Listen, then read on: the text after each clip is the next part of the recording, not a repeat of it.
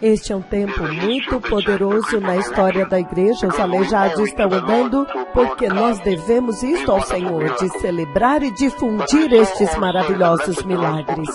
Mas nós vimos também na mensagem que o Senhor falou hoje, começando com a mensagem que o Senhor falou na quarta-feira, quando o Senhor disse que este arrebatamento da igreja, agora nós estamos lidando com o arrebatamento da igreja, que é um evento muito, muito importante, o evento mais importante no calendário do Deus Todo-Poderoso, e nós vimos muito claramente, povo abençoado, que o Senhor está dizendo que o arrebatamento da igreja, já começando na quarta-feira, o que nós vimos, que o Deus Todo-Poderoso está dizendo que o arrebatamento da igreja é tão importante porque Deus está desenrolando o seu calendário profético, a sua linha do tempo profético e calendário, e então nós vamos precisar deste evento que vai desencadear uma série de eventos. Então o arrebatamento é muito central para desenrolar o calendário de Deus, para que o Deus Todo-Poderoso possa abrir um programa para libertar a terra. E então nós vimos muito, muito claramente, povo abençoado, que o arrebatamento da igreja é muito importante, a vinda do Messias para levar a igreja, porque quando a 69ª semana de Daniel se completou, então nós vimos muito claramente que o Senhor Yahweh, Ele parou o relógio. Então agora nós estamos esperando pela 70ª semana se desenrolar, e o Senhor Todo-Poderoso também está aguardando a sua 70ª semana para ele se desenrolar. Ele está esperando esta semana para desenrolar, para que nós possamos embarcar na missão para Israel. Isto é uma coisa muito grande que está adiante no calendário. E se você observar a forma de operação dos servos do Senhor que estão operando na terra agora, então você pode ver que a operação deles é para outra dispensação. Além de levantar os aleijados e glorificar o sangue de Jesus, chamando as nações para retornarem à cruz e ao sangue, chamando as nações para o arrependimento. Além disto, mas toda a operação deles está acontecendo na outra dispensação, o juízo de Deus contra a rebelião, o juízo do Deus Todo-Poderoso contra o pecado, e você vê que isto cai na dispensação depois do arrebatamento da igreja, depois que a igreja for levada embora.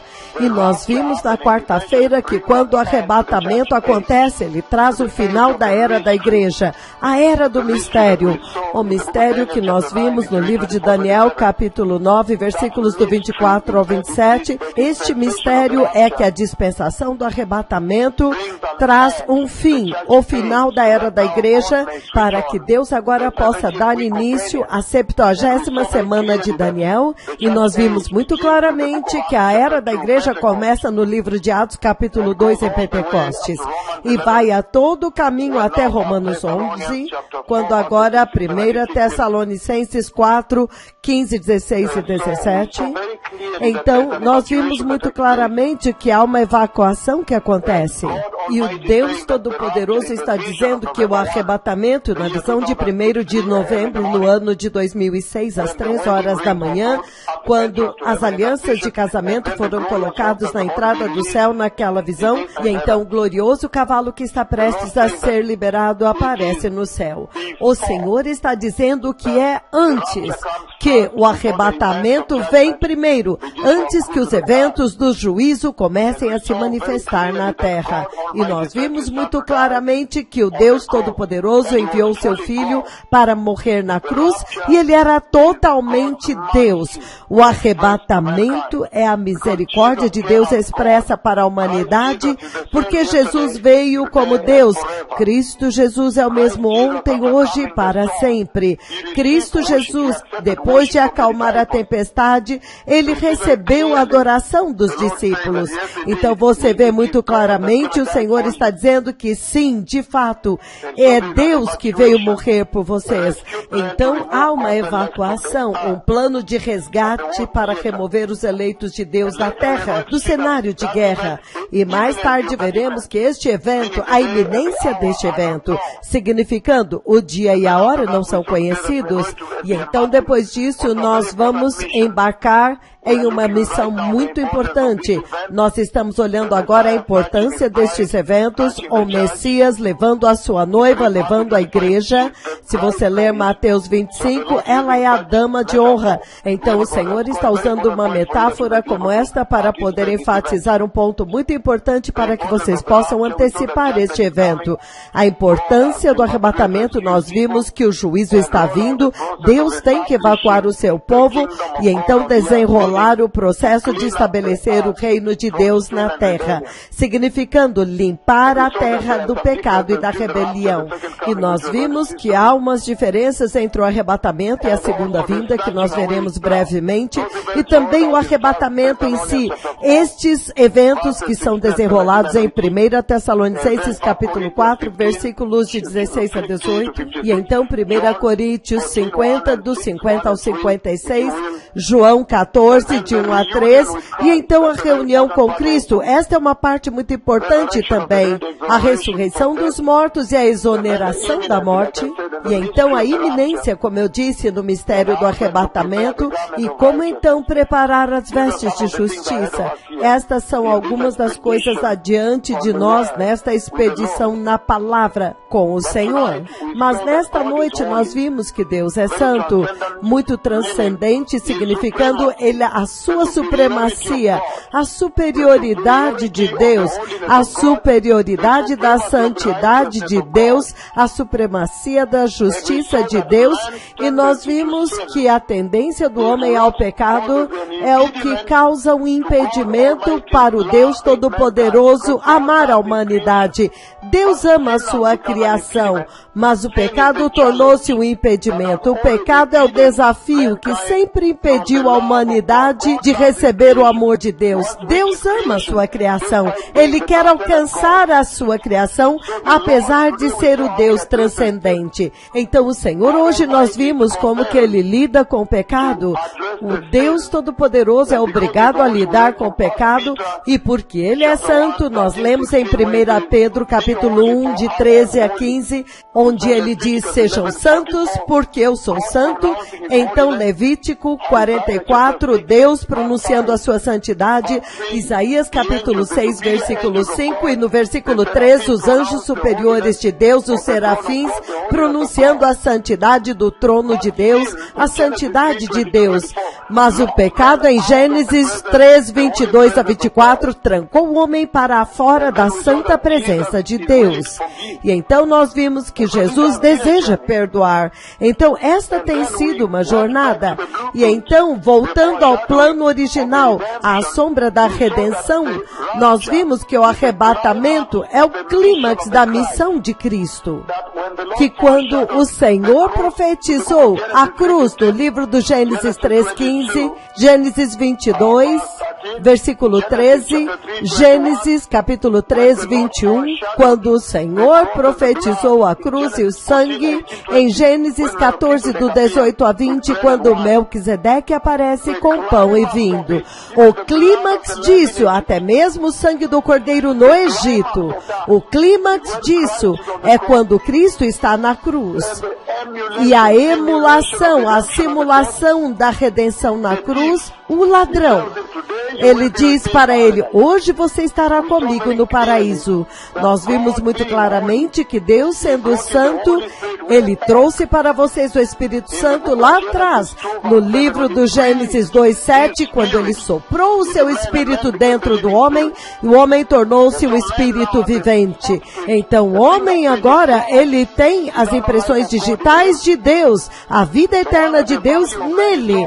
Não é de se admirar que o valor do homem é tão alto, nada mais na terra, ouro e prata não podem redimi-lo, exceto que o sangue do próprio Deus eterno, Ele mesmo que tem eternidade, a aliança da eternidade com Deus, somente Ele pode estender esta aliança para nós, para que possamos acessar a eternidade com Ele novamente. E nós vimos muito claramente que no Antigo Testamento, Bezalel, Bezalel. Êxodo 31, 33, Bezalel. A emulação do Espírito de Deus vindo à humanidade. Jesus levantou-se e disse no grande dia da festa que todo aquele que tem sede venha e beba. Ele estava falando do Espírito Santo que estava vindo para habitar em vocês. Então em Pentecostes se cumpriu. Jesus crucificado também foi profetizado, predito e foi anunciado desde o Antigo Testamento, Gênesis 3:15, Gênesis 3:21, Gênesis 14 do 18 ao 20, Gênesis 22:13, 22:13, Isaac agora exonerado, a morte substitutiva. Então o carneiro preso pelos chifres no arbusto, Isaías 53. E nós vimos a graça maravilhosa em Lucas 23, o ladrão na cruz, o ladrão repreendendo outro criminoso que agora estava caluniando o Senhor, e ele está dizendo que esta foi a maravilhosa graça porque ele não fez nada, ele estava lá, ele apenas reconheceu o Messias como rei e ele desobedeceu os soldados romanos honrando o Messias. Então nós vimos muito claramente que Jesus o reconheceu, então Jesus o exonerou. Ele olhou para o Messias como santo e ele se arrependeu e gritou por misericórdia ao Senhor: lembra-te de mim. Então o Senhor disse: hoje você estará comigo no paraíso. E então em Marcos capítulo 2:10 nós vemos que o Senhor Jesus tem autoridade para perdoar. Foi um culto tão poderoso. Então nós vimos a emulação do arrebatamento, a profecia do arrebatamento em Enoque, quando Enoque é arrebatado. Nós vimos que a escada de Jacó é a abertura da porta que dará acesso à igreja para entrar no reino do céu. E nós vimos que em 2 Coríntios 4:4 tem alguém que foi arrebatado ao terceiro céu, Paulo. Então nós também vimos no livro de 2 Reis. 2 Reis nós vimos muito claramente também que há um que foi arrebatado. Eu sei de um que foi arrebatado em carruagens de fogo para a glória. E então agora o arrebatamento pré-tribulação, nós vimos que Romanos capítulo 5 versículo 9, ele diz que ele te livrou da ira. Então quanto mais o sangue de Jesus nos salva da ira vindoura. Apocalipse 3:10, Romanos 8:1. Portanto não há mais condenação para aqueles que estão em Cristo Jesus. 1 Tessalonicenses capítulo 5 versículo 9, dizendo que nós não fomos criados para a ira, não para a ira, mas para sermos libertos por Cristo. Um culto muito poderoso nesta noite, povo abençoado. Depois disso nós falamos do assunto do arrebatamento, do tema do arrebatamento. E então entramos em uma jornada para podermos enfatizar as periferias, os elementos-chave que vão te fazer entender melhor o arrebatamento quando embarcarmos neles. Provavelmente amanhã ou quando o Senhor permitir. Mas no processo nós vimos que o Deus Todo-Poderoso está vindo para julgar o mundo rebelde. E esse juízo começa na tribulação, onde nós vimos os gafanhotos de Apocalipse capítulo 9 que picam como escorpião. E então o Senhor está falando em Romanos 8:1. Por quê? Por que te julgar quando você não merece o juízo de Deus se você é santo?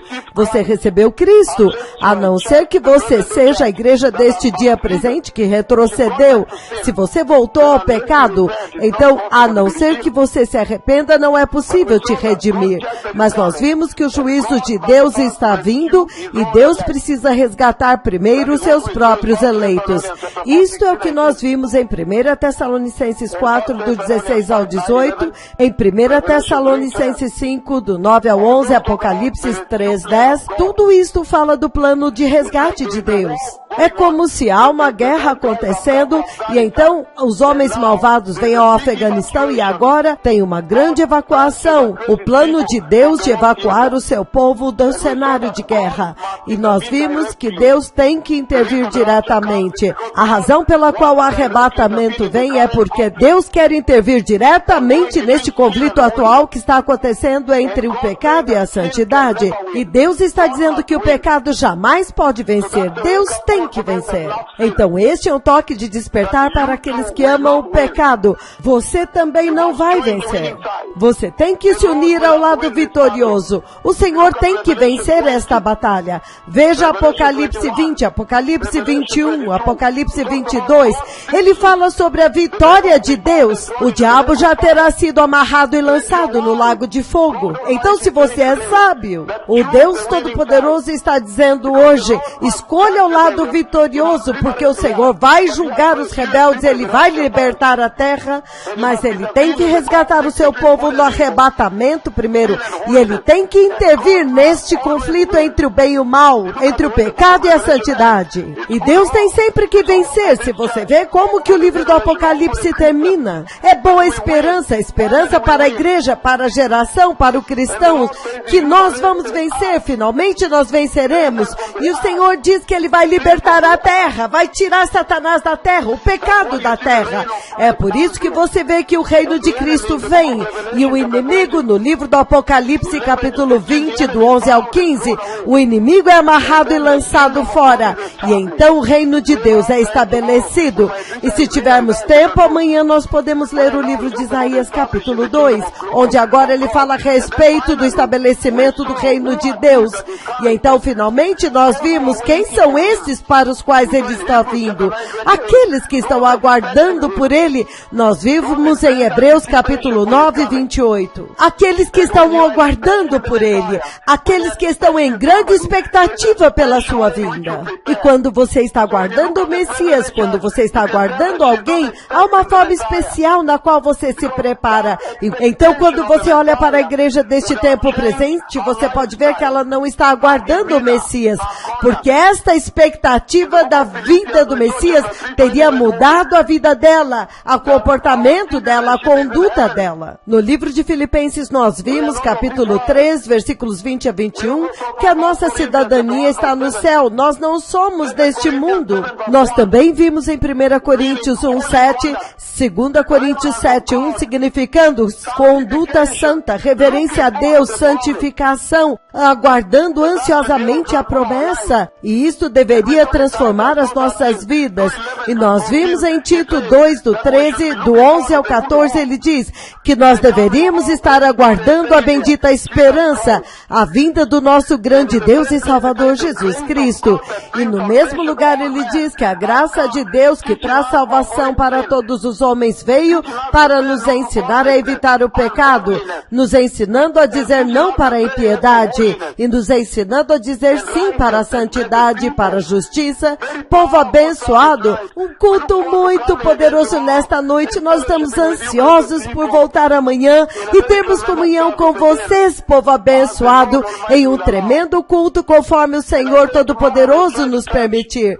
E eu disse que amanhã vou tentar tocar em alguns itens maiores amanhã. Eu sei que eu já tive o meu tempo no púlpito, mas vocês me concederam o favor de falar com o povo de Deus em um tempo tão crítico e dar para eles um resumo breve, um pequeno resumo daquilo que nós vimos hoje. Que tempo tão maravilhoso na igreja! Que hora tão linda na casa do Senhor, quando a vinda do Messias está sendo anunciada. Esta é uma hora de tanto poder, quando a vinda do Messias está sendo anunciada. É um tempo tão lindo. Então que o Senhor os abençoe, povo abençoado. Muito obrigado. Amém.